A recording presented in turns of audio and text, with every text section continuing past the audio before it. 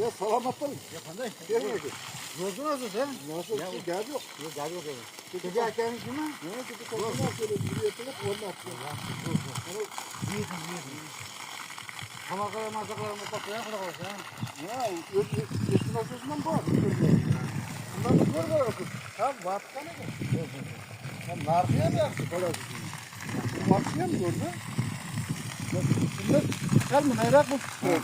Böyle çözüyor mu? Ben senin otomatik otomatik değil mi? Ha kuvvet yok ha. Hayır, nasıl kullanır mı? Ya nasıl çözüyor? Arıkta.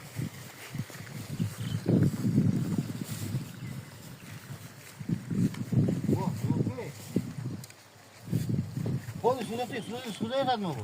Şurada ne grubunu nasıl olsa gönde? O az degen nasıl yok. Yaxşı. Sen mi degin? Abim Sen zor kanal. kiçine gene nasıl olsun? Nekin su çıkarsı dahşat. Zor. Adres kaydı bizden. Ya Olay. Örgüzel kuruyor. Şimdi maksa gene de. Ola kaldı. Şimdi her birden beraber çıkarsa yamaydık ki nasıl koşamasın bitti orası yapılar hammasi. Zor. 3-4 saat soğarken esen yarım saatte soğarıp oldu mu? Yaxşı. Yani bir sal kurbaççılık egene de yerim. Tuartıp ediyordu, uğralmayatın her gün nasıl? Zor. Bunu koyganın mı özü fazlalaştı çözüyor.